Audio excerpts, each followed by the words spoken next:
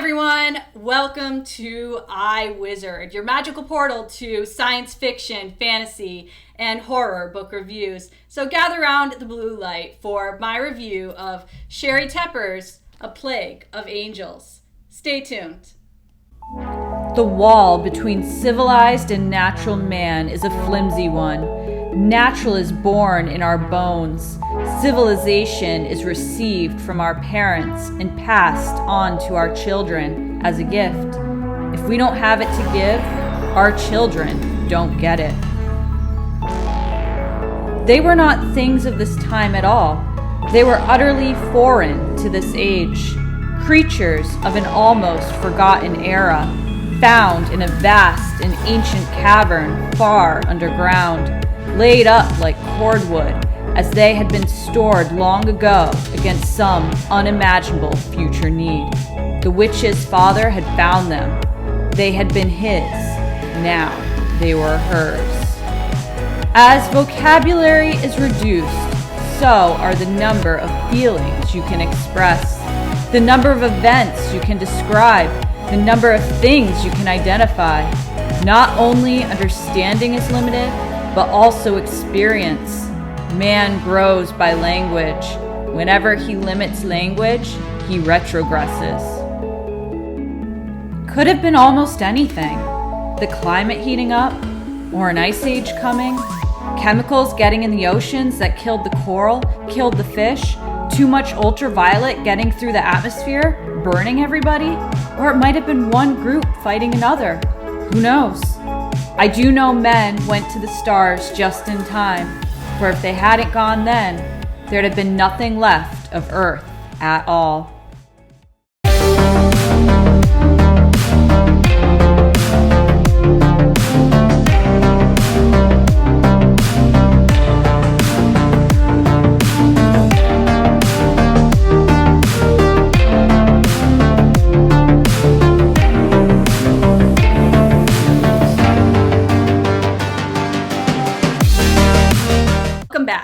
Nikki here. You may have noticed that I am not Jordan, and you'll see me giving a review from time to time. I'll also co-host special episodes like countdowns and holiday episodes.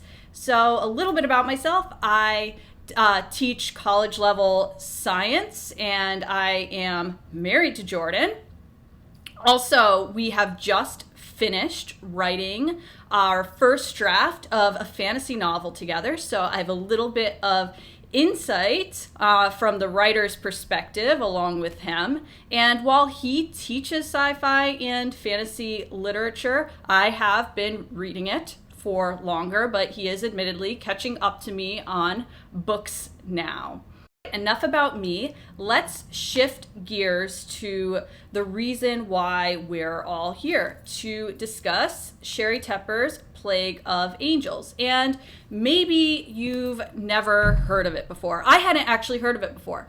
I was wandering around a used bookstore in southeastern Connecticut. It's a fantastic, actually, series of bookstores, more of a book village now, called The Book Barn. And they have a whole store devoted to sci-fi, fantasy, horror. And I came across this one, and I think I was drawn to it because it was a hardcover that was in pretty good shape. It was only $4. And the description on the front flap was really just the description of like a typical epic fantasy novel, and it had a bit of a promise of two storylines coming together, a man and woman storyline. So I was like, ooh, fantasy and romance, how great.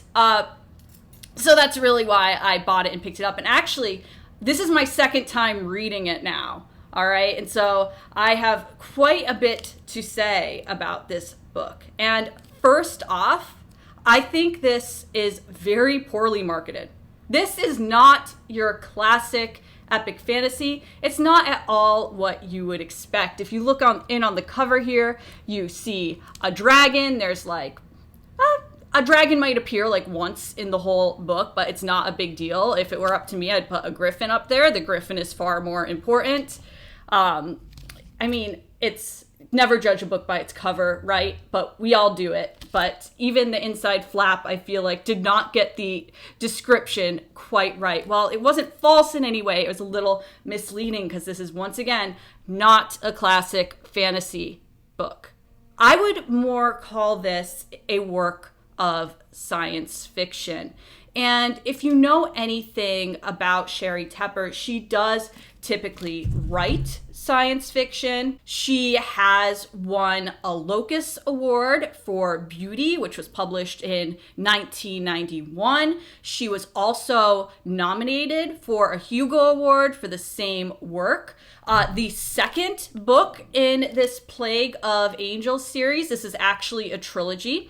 The second book is The Waters Rising. It was published in 2010, and it was nominated for an Arthur C. Clarke Award. Let's take a closer look at the plot now. So the plot actually does start, at least for like the first 2 pages, like your typical run-of-the-mill epic fantasy. We start by meeting Abbasio. He is a 14-year-old farm boy. And what does he want? He wants to escape. He wants action. He wants adventure. So we meet Abbasio when he is piecing out of his village. He is running away from home, and he is on his way to the big city of Fantis. And you might think, maybe that's a little weird for like a fantasy series. He's like escaping his village for a city. Well, just you wait. So on the road on his way to Fantis, first, he crosses paths with an old man and a little toddler. Now, this toddler is going to be the female heroine in this story. So he meets her as a toddler. She like gives him a little hug or whatever, and she leaves an impression. All right, move on. So on the road, a truck stops next to him, and a man offers him a ride. And so now it's like, wait, hold up. It's a classic epic fantasy, and there's already a truck. Okay, so another page in, you'll also find out that there are like laser beams, and all of a sudden it's like, wait, what is going on? This is not classic fantasy at all. So, okay, advertising all off here. And when Abbasio is on the road, he also comes across these warriors clad in metal. Okay, nothing weird about that, except these warriors are radioactive robots. They actually kill all the vegetation on the ground. They kill the grass as they walk. They make you actually feel really sick when they're talking to you. Like people will like vomit and feel really woozy and uncomfortable because they're emitting high energy radioactivity.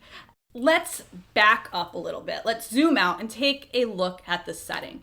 So the setting is Earth in the future, and it's not clear how far in the future is, but I'm pretty sure that it takes place in the southwestern United States. There are certain places there that are named kind of evocatively, like Mexicos, like maybe that's New Mexico or Mexico. And Sheri Tepper lived in the Southwest most her life, so I think that may actually be the setting.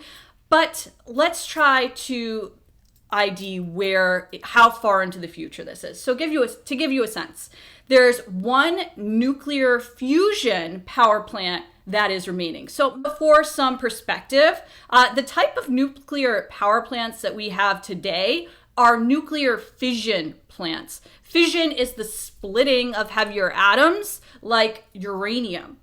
Nuclear fusion, on the other hand, takes place in the cores of stars like our sun, and that is the combining of lighter atoms for energy like hydrogen to helium. And so that's not economically viable yet. All right, so we're pretty far, like at least a few decades into the future, at least. And stuff that has also happened. Well, men have gone to the stars, or most people have gone to the stars. And so, because Earth was dying. Well, every 50 years, history, art is wiped, okay? So everything was wiped away after 50 years. There are no maps, so places lose their names, places are forgotten. And so there are these cities. These cities are run by gangs. And each gang is responsible for protecting their own women. So younger women who they try to make babies with are called conks or concubines. And they also are responsible for protecting their children, their tots. And when a woman goes out into the street, she has to wear a burqa for protection. The cities are dangerous places. So drugs and violence are rampant. They have IDDIs, which are these sexual transmitted diseases. So the population is declining because people aren't able to have healthy babies because these diseases impact their immune systems. Okay, so that's rampant. And also in these cities, whenever there's a battle, it's televised. It takes place on these public entertainment screens. All right, so there's like still lots of technology in use, all right, but it's used in these different ways, and people place bets on which gang will win the battle, for example, and then they just watch it on one of those public amusement screens. Outside the cities are the suburbs, which in this case, they're called the edges. And you get the sense, we don't really ever get inside an edge in this novel, but you get the sense that it's a more civilized place. It's closed off to most people. If you're born an edger, you get to stay an edger, okay? So those are the suburbs. And then we have farms and archetypal villages. Archetypal villages house archetypes. So every archetypal village will have like a princess, an oracle, an orphan, a hero, a bastard. A fool. They have like all these different archetypes that don't really fit in anywhere to society, all in this one location. So it's this very creative world. And the thing is, there's no government, there's no laws, so you never get a sense of who is pulling the strings, who decides who goes to these archetypal villages. Well, you do figure that out eventually, but for most of the book, you have no idea how things work. They kind of just are. And so then surrounding the farms and the villages, we have monsters. Monsters are back on Earth. We have giants and trolls and ogres and dragons and griffins and all sorts of danger lurking, okay? And so we have those have returned to Earth from fable. All right, so back to the plot. So Abbasio runs off to the city of Fantis. He immediately joins a gang. He becomes a purple. So the gangs kind of have different like color names. So he becomes a purple, and so they all dye their hair purple. They have these purple crests, which I like to envision as like a purple mohawk, and they wear like studded leather. He has a studded leather vest that he wears. Whenever they accomplish something for their gang, they get that accomplishment tattooed on their hands, and then I think they have lots of other tattoos as well. So looking at Abbasio on the cover of this book, I know this is like later in the story, which at this point, I'm going to say he has a beard. But anyway, I will not get too far into that. The cover does not matter. And Sheri Tepper, mind you, is a feminist and an environmentalist. Some have called her an eco-feminist. She likes to call herself an eco-humanist. So while Abbasio is tall and physically strong, she describes his like broad brown chest. Actually, everyone at that time, for the most part, is brown. It's that far into the future, so pretty much everyone has dark hair and brown skin. And so he's not like actually the strongest character in my opinion. He has some weaknesses. And so one thing that she does do to him is he ends up getting raped by a woman over the course of several days, and some other things happen after that. And I won't tell you any more info there. But you don't really get this sense that he's super macho, okay, in that way. Yes, he's protective, but he's not really your typical fantasy hero. He has a bit of a softer side. He doesn't fit, he does very well in his gang. He's respected, but he doesn't quite fit in with them. He likes to read, well, as most people who live in the city only know like a few hundred words. They can't read very well. They certainly can't write or read cursive.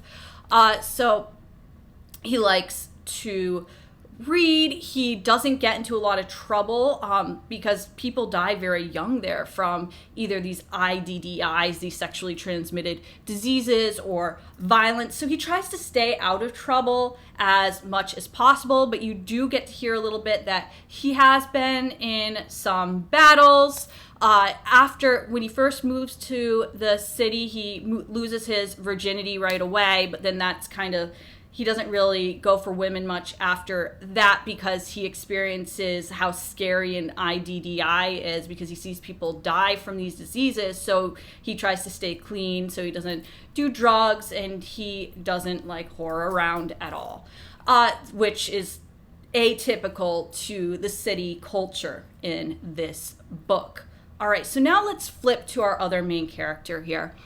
Our other main character is Orphan, also known as Ollie. So she is the orphan in an archetypal village. So we get to grow with her a little bit. So when we first meet her, she's like 2 years old. By the time she meets Abazio, she's like 20. He's in his early 30s. So the age difference is not as strange. So you get her perspective and kind of what like growing up in that archetypal village is. And she's just doesn't feel like she fits in either. Like, she doesn't get why she's an orphan. She doesn't really fit in to being an orphan. She's always a little too clean. She's too beautiful. So she doesn't fit into the archetype. And then the oracle gives her this prophecy one day that sets her on her journey out of her archetypal village. So for the most part, those are the two main characters that we are focusing on, and you're following in the story, and their storylines intertwine and their destinies are intertwined. Ultimately, this is a tale of fate and destiny and self-discovery, and overall it's very, very enjoyable to read. There's very little bit that drags in this book. So that'll bring me to my likes. So this is like 420 pages, but it's pretty lean. There's not a lot that drags. It doesn't really become self-indulgent. I actually want a little more in places, which I'll talk to you about more in my dislikes. So as far as likes are concerned, the other major character in this book is the witch, and her name is Quince LL. And Quince LL lives in the place of power in a dome. So she's called a domer, and the domers live above that nuclear fusion plant. And she is a scary, creepy, weird, wicked villain. And you don't really get into her head too much. You learn about her mostly through her servant, Qualery, and she is rotten awful to Qualery. She throws her around by her hair. LL, the witch, has like pet birds and fish, and if any of them die on Qualery's watch, she will beat Qualery. So Qualery has taken to like replacing anything that dies, and so she kind of knows how to protect herself around LL. Okay, so the villain is fantastic, and she is just so messed up. She does some creepy stuff. She is really has some issues, but she's a great villain. She wears this gold mask, and you do get to see underneath the mask, but I'm not going to spoil anything for you. But the mask itself is creepy because it makes her seem more inhuman. And she's the one in control of those robots, those walkers, and she has them set on hunting and finding Ollie. Okay, so she wants Ollie for a purpose, and I'm not going to tell you what that purpose is. So Ollie's getting hunted. At a certain point, Abassio's getting hunted, and they are both on the run. So it's a pretty fun adventure. So other stuff that I like, things that I like. This is wildly creative. Maybe too creative at times, but this is a very creative novel. And I enjoy her environmental descriptions. I enjoy the environmental themes. And there is this village or this land in this book called Artemisia. Artemisia is the land of sages. And I like to think that some of Sheri Tepper's philosophy are played out in Artemisia. So in Artemisia, the populace is very environmentally conscious. So they don't have laws, but they operate on environmental justice. So they have someone to represent like the bears and the wolves and the trees whenever anything is being disputed, as well as individuals. And also in these villages, from the feminist aspect, the men and the women are kept separately. It's been learned through experience that they don't do very well together. So men and women should be kept separate. They're just too different. And the women get to decide which men are able to reproduce. And the ones that they decide against, their virility is taken away. So it's pretty repressive in that sense. There's lots of interesting and ideas in this book.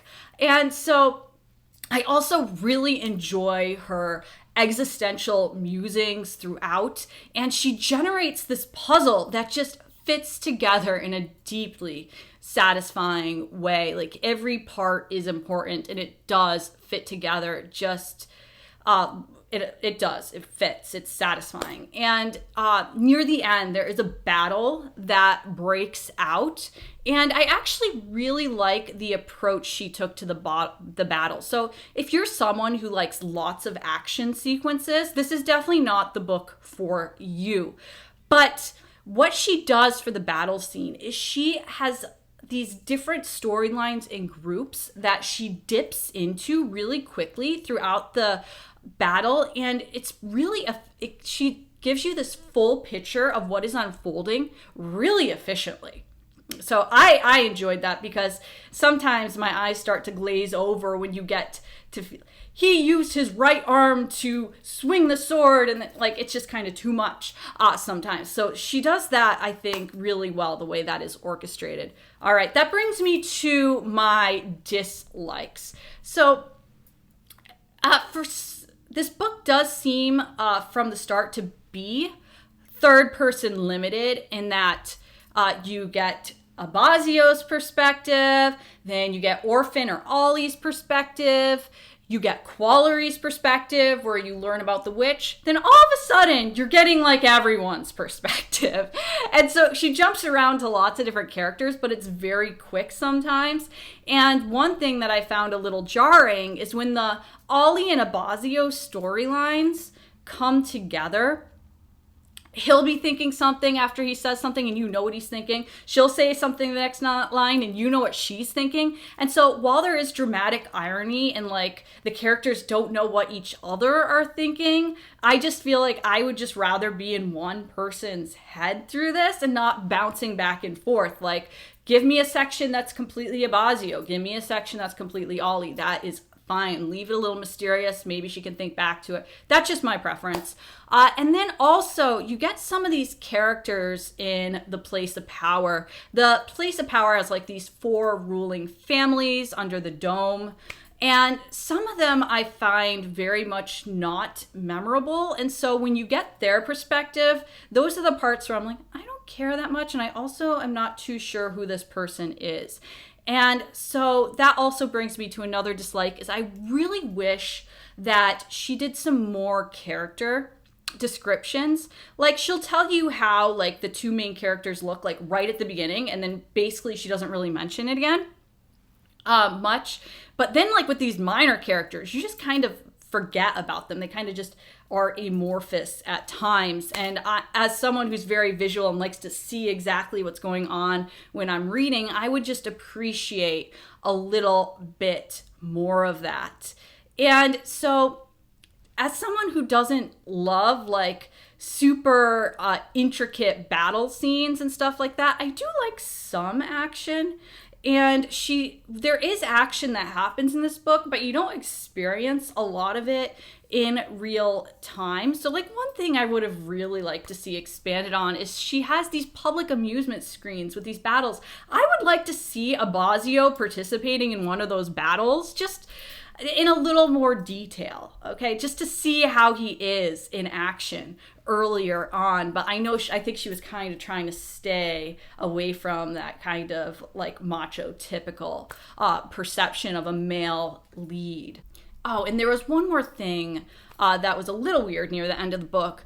And like near the second to last chapter, she switched for like a couple pages into present tense. I understand why she did that. It wasn't italicized. It wasn't any kind of different. It just was there. And so that I found a little bit jarring. I think it still would work just fine in past tense. And I know people have different creative preferences, and I know why she did it, but I just don't think it worked out too well.